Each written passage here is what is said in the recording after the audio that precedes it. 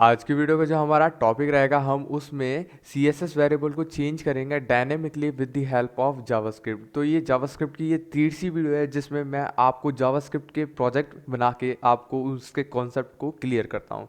साथ के साथ जो जिनको जावास्क्रिप्ट नहीं आती या आपको लगता है कि ये बहुत टफ चीज़ है, तो आप ही के लिए ये सीरीज़ क्रिएट करी है कि आप वैसे थ्योरी के ना पढ़ के सीधा प्रोजेक्ट क्रिएट करोगे तो आपको कुछ ना कुछ तो समझ आएगा ही, है ना।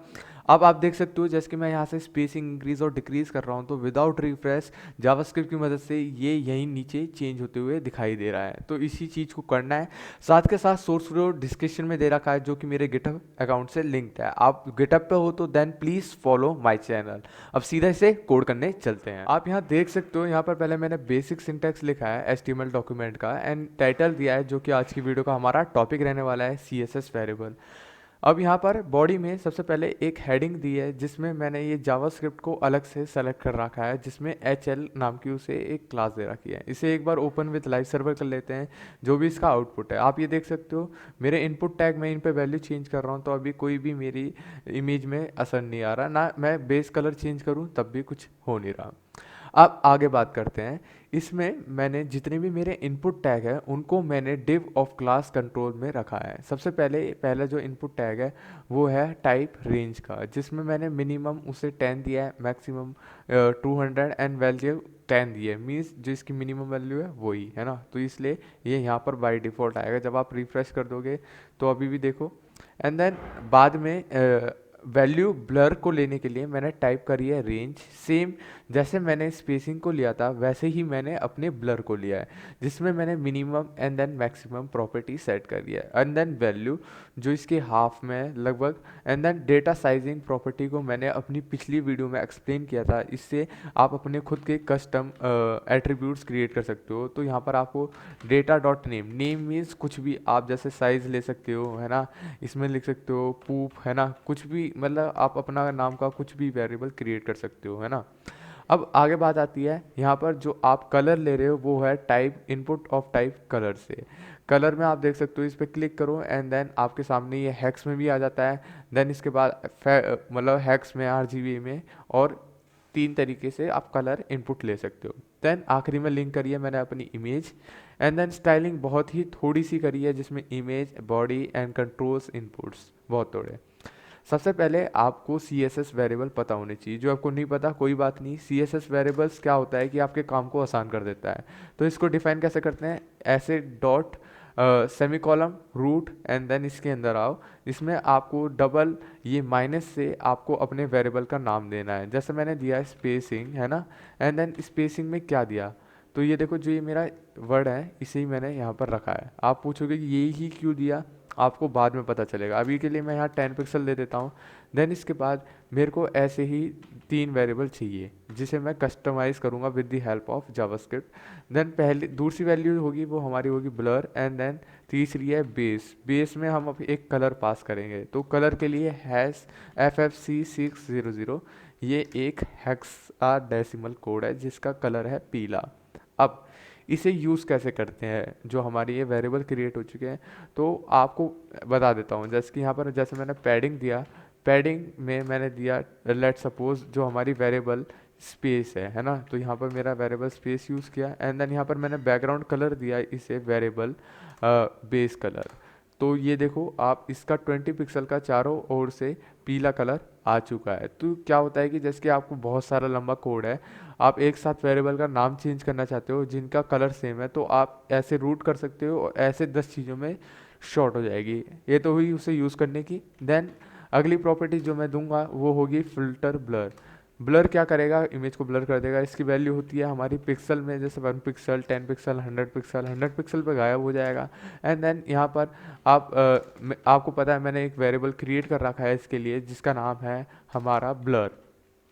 तो ब्लर को लिखा है यहाँ पर। एंड देन आप देख सकते हो 20 पिक्सल का, 10 पिक्सल का इसे ब्लर हो चुका है। देन अब इस हेडिंग को सेलेक्ट करते हैं जिसके अंदर मैं कलर वो दूंगा जो मेरे वेरिएबल स्पेसिंग का है। तो आप सॉरी स्पेसिंग नहीं, जो मेरे बेस का है। तो आप देख पाओगे जो मेरा कलर है जावास्क्रिप्ट का वो भी चेंज हो चुका है। अब इसे सीधा अपनी जावास्क्रिप्ट में मैनिपुलेट करते हैं। यहाँ पर सबसे पहले मैं ये जितने भी मेरे 3 इनपुट टैग हैं इनको लाना चाहता हूँ। तो इनको कैसे लाएंगे, तो पहले आपको यहाँ पर एक वेरिएबल क्रिएट करना है जो होगा कॉन्स्ट टाइप का, जिसे इनपुट्स हम विड्रॉ कर रहे हैं, document dot query selector all, and then जिसे मैं सेलेक्ट कर रहा हूँ dot dot for class, and then आप देख सकते हो यहाँ पर हमारी ये जितने भी इनपुट टैग है वो क्लास ऑफ कंट्रोल्स में है। देन इसके अंदर स्पेस देके मैंने लिखा इनपुट, जिसमें से हमें अपने सिर्फ इनपुट टैग सेलेक्ट होने चाहिए, तो बीच में स्पेस दी है। अब देख लेते हैं कि इनपुट टैग के अंदर क्या है। तो अभी मैं यहाँ पर लिखा एंड देन इसे राइट क्लिक करो, इंस्पेक्ट, इंस्पेक्ट में आएगा हमारा कंसोल। तो यहाँ पर रिटर्न हुई है हमें एक नोड लिस्ट जिसमें input, spacing, blur and base, मतलब तीनों इनपुट टैग हमारे यहाँ सेलेक्ट हो चुके हैं।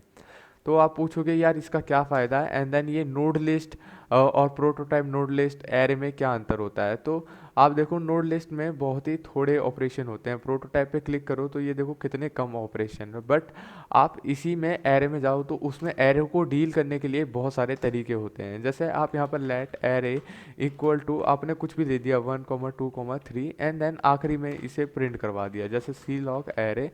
अब यहाँ पर ये मेरा एरे प्रिंट हुआ है, आप इसके प्रोटोटाइप पे आओ तो देखो कि कितनी सारी प्रॉपर्टीज़ एंड कितने सारे फीचर्स हैं, है ना। ज़्यादातर मैप फिल्टर हम यूज़ करते हैं, तो कोई बात नहीं, ये तो हुई डिफरेंस क्या है ना। अब दूसरी बात आती है कि जो हमारा इनपुट्स टैग है इसको क्या करें अब।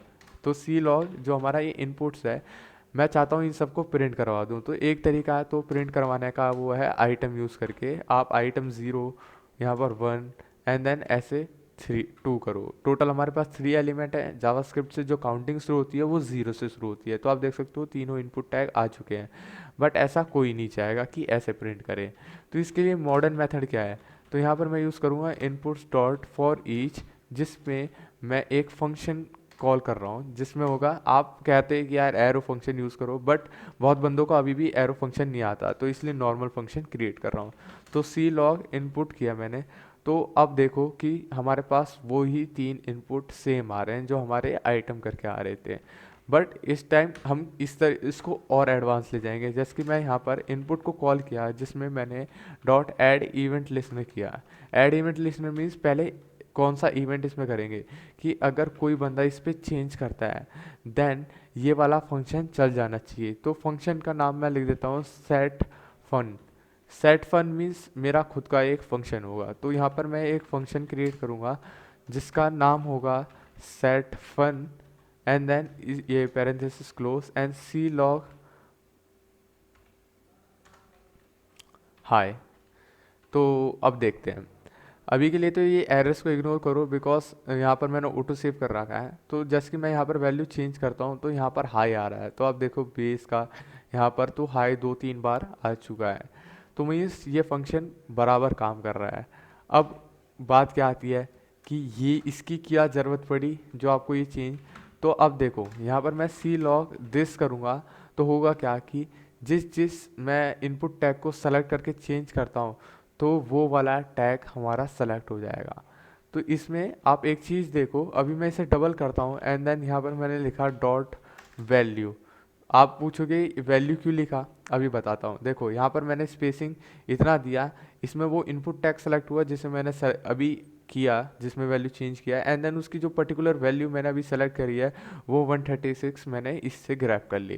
देन आप ऐसे ही इसका नेम भी ग्रैब कर सकते हो, जो मेरा नेम देखो यहाँ पर जैसे मैंने ब्लर को सेलेक्ट किया इतना, तो आप देख सकते हो पहले इनपुट टैग सेलेक्ट हुआ, उसकी वैल्यू, एंड देन आप देख सकते हो नेम में क्या आ रहा है, ब्लर। आप देखो जो मैंने वेरिएबल क्रिएट करे थे वो इसी नाम के हैं जो मेरे इनपुट टैग का नेम है, ठीक है। तो आपको बाद में पता चलेगा ये क्यों ऐसा हो रहा है। सबसे पहली बात आती है कि जो ये वैल्यू मेरी रिटर्न हो रही है दिस डॉट वैल्यू से, आप एक चीज़ देखो, जैसे मैंने स्पेसिंग करा यहाँ पर तो 73 रिटर्न हुआ, ब्लर पे कुछ होगा, एंड देन यहाँ पर हैक्स पे हैक्स कलर हो रहा है। बट ये जो मेरी वैल्यू रिटर्न हो रही है इसके पीछे पिक्सल नहीं है। पूछो क्यों, यहाँ देखो इसकी क्या ज़रूरत पड़ी, स्पेसिंग में यहाँ पर 10 पिक्सल है हमारे पास, यहाँ से 10 तो आ जाएगा बट पिक्सल हमें खुद से जोड़ना पड़ेगा। तो इस चीज़ को मैंने कैसे हैंडल किया, तो यहाँ पर मैंने यूज़ किया डेटा साइजिंग, जिसमें मैं ये जो हमारा पिक्सल है इसको मैंने लिख दिया, और कलर वाले में मैंने यहाँ पर कुछ नहीं लिखा है, ठीक है। तो मतलब जिनकी वैल्यू पिक्सल में थी इसलिए मैंने उनका डेटा साइजिंग पिक्सल रखा, और जो यहाँ पर कुछ और होता तो यहाँ जैसे मेरे को हैश देना होता बाय डिफ़ॉल्ट, तो यहाँ पर डेटा साइजिंग हैश कर सकता था, या फिर आप कुछ भी कर सकते थे।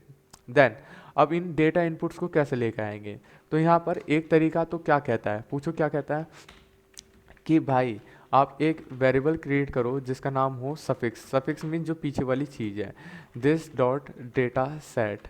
तो होगा क्या कि जितने भी आपके पास डेटा सेट हैं वो आ जाएंगे उस पर्टिकुलर इनपुट के। तो आप देखो कि जैसे कि मैंने इनपुट टैग पे क्लिक किया, अभी तो देखो यहाँ पर सी लॉक करके इनपुट इसे मैंने प्रिंट नहीं किया है तो इसलिए ऐसा आ रहा है। अब देखो मैं स्पेसिंग को यहाँ पर वैल्यू देता हूँ तो यहाँ पर डॉम स्ट्रिंग मैप करके आ रहा है, ब्लर पे भी कुछ करता हूँ देन पिक्सल, बट जब मैं बेस कलर को करूँगा देन कुछ नहीं आएगा, बिकॉज आपको मैंने पहले ही बताया था कि मैंने डेटा साइजिंग वाला जो एट्रीब्यूट है सिर्फ इन दो में ही दिया है, ठीक है। तो आप एक चीज़ देखो, जो मैं ये ब्लर में डेटा इनपुट में यहाँ पर लिख देता हूँ नेम, है ना, और यहाँ नेम में लिख देता हूँ विशाल, एंड देन आप इसी चीज़ को अब देखो कि अभी तो मैंने ब्लर वाले में, जब मैं ब्लर वाले को क्लिक करूँगा तो यहाँ पर दो चीज़ आ रही हैं, एक तो साइजिंग है एंड देन ये नेम है, ठीक है। तो आप ऐसे अपने डेटा इनपुट को डॉम में ला सकते हो। अभी ये साइजिंग को सेलेक्ट करते हैं, तो साइजिंग की वैल्यू आप एक चीज़ देखो, जो ये मेरा सफिक्स है ना, यहाँ पर डेटा सेट डॉट करो। अब मैं स्पेसिंग को क्लिक कर रहा हूँ तो यहाँ पिक्सल आ रहा है, ब्लर को क्लिक कर रहा हूँ तो अगेन पिक्सल आ रहा है, बट बेस कलर को कर रहा हूँ तो यहाँ पर अनडिफाइंड आ रहा है। तो मैं नहीं चाहता कि अनडिफाइंड आए, तो यहाँ पर मैं और फंक्शन यूज़ करता हूँ। और का मतलब है जो ये पूरी कंडीशन फॉल्स हो जाए देन ये कंडीशन हो, तो जिसमें मैं एक एम्प्टी स्ट्रिंग रख रहा हूँ। तो देखो कि अब बेस कलर को मैं कुछ भी वैल्यू कर रहा हूँ तो यहाँ पर सिर्फ नील आ रहा है, दो तीन बार करूँगा तो देखो वो दो बार नील आ चुका है। अब इसको हटाते हैं। सबसे इम्पॉर्टेंट बात, अब मेरे को सेलेक्ट करना है अपनी ये CSS के वेरिएबल, तो इसको क्या कैसे करें, तो यहाँ पर आपको लिखना है डॉक्यूमेंट डॉट डॉक्यूमेंट एलिमेंट। तो आप इस चीज़ को कट करो, कट करने के बाद सी लॉग एंड देन इस चीज़ को पेस्ट करो। तो होगा क्या कि जैसे कि आप कोई इनपुट टैग करोगे तो आपका पूरा HTML डॉक्यूमेंट अब सेलेक्ट हो चुका है, मीन्स इसका मतलब है कोई भी HTML डॉक्यूमेंट सेलेक्ट होना है, एंड देन आप इसमें यूज़ करो डॉट स्टाइल। तो होगा क्या कि जब मैं कोई भी वैल्यू चेंज करूँगा तो ये देखो ये क्या रिटर्न कर रहा है, जिसमें हमारे पास कितने सारी चीज़ें हैं जो हम चेंज कर सकते हैं, बट हमारे जो कस्टम वेरिएबल क्रिएट किए थे वो भी इसके अंदर ही फॉलो होते हैं, है ना। तो अब क्या करते हैं, इस चीज़ को पहले क्लोज कर देते हैं, जो ये हमारी इतनी बड़ी प्रॉपर्टी है ना, इस चीज़ की कस्टम को क्लोज किया, एंड देन इसके अंदर मैं कुछ प्रॉपर्टी डिफाइन करता हूँ। जैसे कि मैंने सेट प्रॉपर्टी यूज़ करूँगा जिसके अंदर मैं सबसे पहले बैकटिक्स यूज़ करूँगा। तो इसमें पहले मैं वेरिएबल का नाम दूंगा, जैसे वेरिएबल का नाम कैसा था, दो माइनस करके एंड देन वेरिएबल का नाम। तो वेरिएबल का नाम ऐसे मैं स्ट्रिंग टेम्पलेट यूज़ करूँगा जिसमें मैं लिखूँगा दिस डॉट नेम, जो मैंने यहाँ पर आपको दिखाया था ये क्यों किया, एंड देन सेमी कॉलम करके दूर से मैं आपको उसकी क्या वैल्यू डालनी है, तो वो होगी हमारे दिस डॉट वैल्यू। तो यहाँ पर लिख देता हूँ this dot value, and then अभी आप देखो कि मैं यहाँ कुछ करूँ तो वो असर तो आ रहा है, बट क्या कहते हैं जब मैं कलर पे आऊँगा तो वो इतना नहीं हो रहा। तो उसके लिए यहाँ पर प्लस, यहाँ पर आप करो सफिक्स। तो सफिक्स करने से होगा क्या कि अब देखो फाइनल आउटपुट पे, इसे फुल स्क्रीन कर लेता हूँ। जब आप इस चीज़ को ब्लर को ज़ीरो करोगे तो ज़ीरो, देन बॉर्डर को आप जैसे इंक्रीज एंड डिक्रीज कर रहे हो तो यहाँ पर कुछ असर नहीं आ रहा। तो अभी इस प्रॉब्लम को शॉर्ट आउट करते हैं, साथ के साथ अभी बॉर्डर को देखते हैं, ये कहीं ना कहीं दिक्कत हो रही है। तो दिक्कत क्या है कि भाई मैंने इसे सी लॉक किया है, ठीक है, इसकी जगह है इसको जो मेरा ये वेरिएबल था इसे मेरे को कट करना है। कट करने के बाद इसे CTRL-X कर देता हूँ। यहाँ पर अलग से इसे लाइन को क्रिएट किया, जो मेरी डॉक्यूमेंट है उसको वापस सेलेक्ट करते हैं जो हमारी डॉम थी, document element dot style, and then इसके अंदर जो मेरी सेट प्रॉपर्टी थी जिसके अंदर सबसे पहले मैं अपने वेरिएबल को देता हूँ क्या, नेम। तो उसको नेम को देने के लिए डॉलर, एंड देन इसके अंदर दिस डॉट नेम होगा मेरे पास, एंड देन ये एट्रिक्स क्लोज। देन इसके बाद इसमें मैंने पास किया है this dot value, and then इसके प्लस सफिक्स। अब देखते हैं कि ये काम कर रहा है नहीं कर रहा। तो जैसे मैंने ब्लर काम कर रहा है, स्पेसिंग काम कर रहा है, तो ये काम कर गया है ना। तो बस दिक्कत क्या थी, मैंने वो सी लॉग के अंदर रख रखा था वो वैल्यू, बस उसको बाहर करना है। तो आपको स्मॉल करके एक बार दिखा देता हूँ। अब इसका फाइनल आउटपुट देख सकते हो आप यहाँ देख सकते हो कि जैसे मैं स्पेसिंग इंक्रीज कर रहा हूँ तो उसका बॉर्डर इंक्रीज एंड डिक्रीज कर रहा है, साथ के साथ ब्लर को जीरो कर देता हूँ। एंड देन आप स्पेसिंग को देखो, जैसे कि मैं इतनी वैल्यू है ना, बट आप चाहते हो स्मूथनेस चाहते हो, तो उसके लिए आप क्या करो, यहाँ डबल करो एंड देन यहाँ पर लिख दो माउस मूव, MOUS मूव। तो इससे क्या आएगा, जब भी आपकी देखो, जैसे मैं इस पर मूव भी करता हूँ ना, तब ये स्मूथनेस आएगी इसके सामने। आप ब्लर भी कर सकते हो जितना आप चाहो ब्लर, एंड देन ये हमारा कलर भी सही काम कर रहा है। देखो, आपको इस वीडियो से कुछ भी जानने को अच्छा लगा हो, then please like this video. Thanks for watching this video, thank you.